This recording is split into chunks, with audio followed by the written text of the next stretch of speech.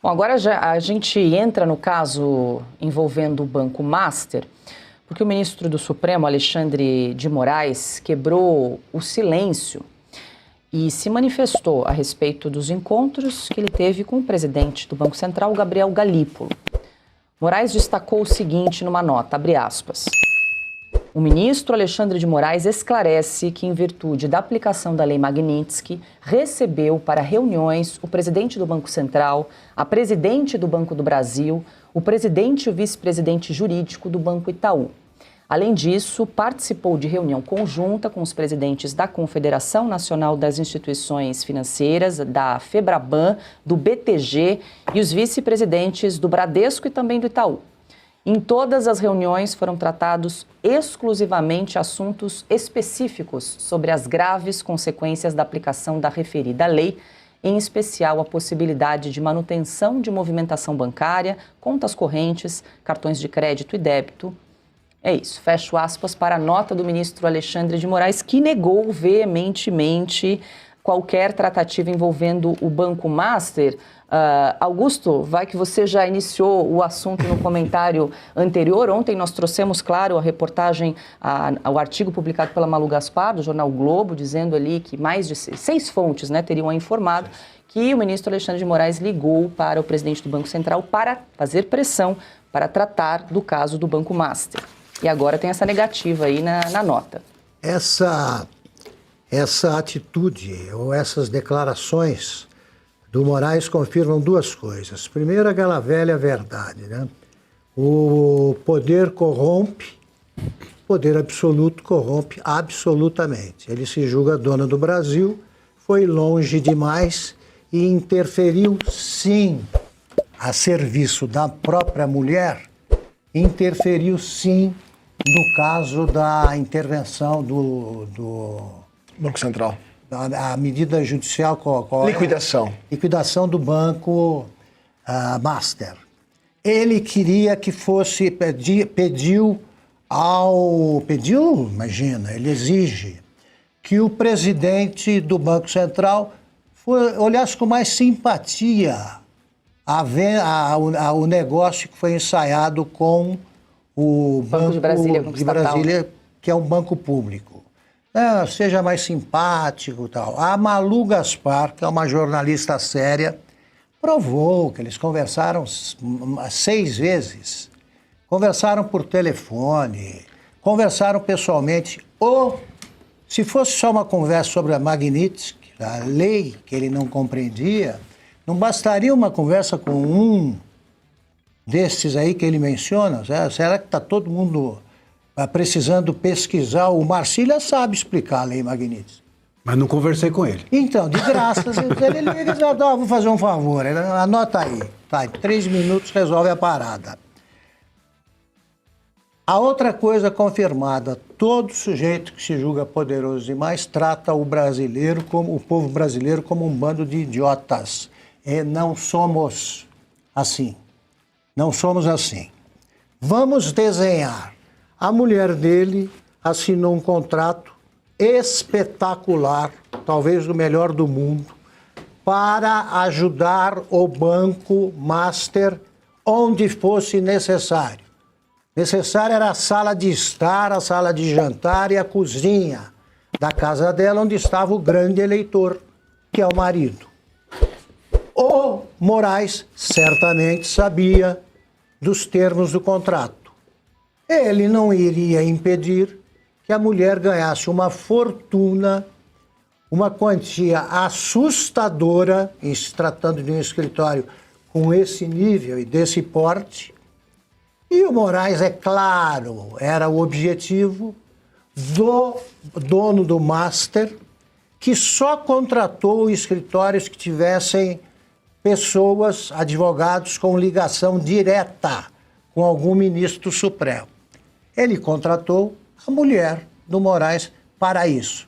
E me vem com essa conversa de que com a mulher à espera de uma quantia, qual era o total? 129 milhões. Ele ia se preocupar em Magnitsky, saber qual eram os detalhes da lei, ele sabia.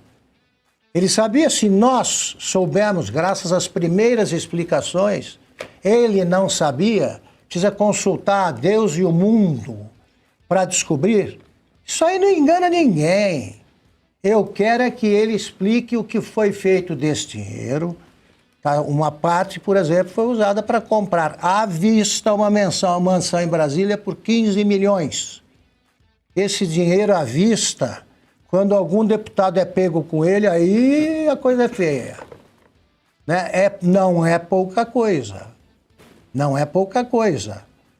O Gedel tinha mais, mas é uma mala do Gedel que você precisa.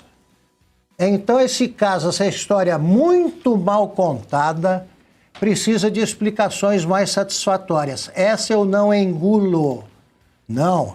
Falei com o presidente do Banco Central, mas não tratei de um caso que faria minha mulher ganhar 190. É isso, eu sempre erro a quantia, porque é muito para mim. Exatamente. Ganhar essa fortuna, ele não tratou disso. É tão generoso que não, a minha mulher é minha mulher. É uma coisa separada. Vai contar essa história para outra.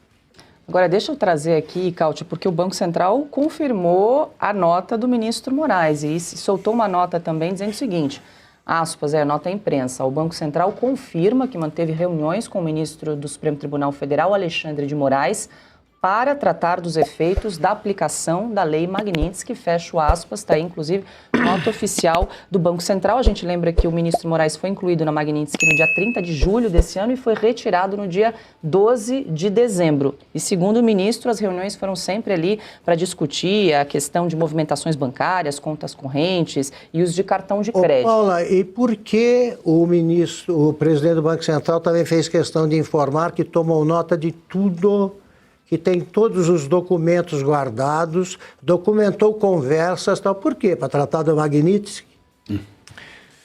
Pois é. Não, mas de fato, é assim, o problema do... Augusto está cheio de perguntas. Olha só. Diga lá, Acabou com o perguntador.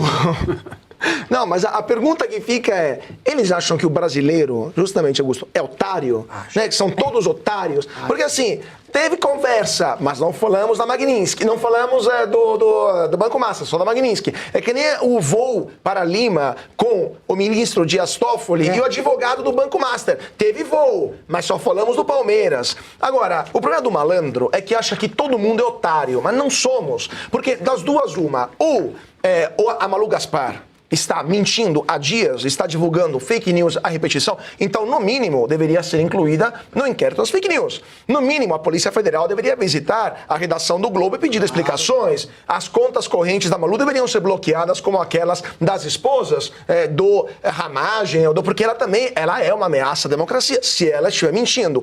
Ou, se ela estiver falando a verdade, o Banco Central e o ministro Alexandre de Moraes estão mentindo. Das duas, uma. Todas as fichas da Malu. Pois é, mas eu também concordo. Eu tenho certeza absoluta que a Malu Gaspar está fazendo um trabalho exemplar.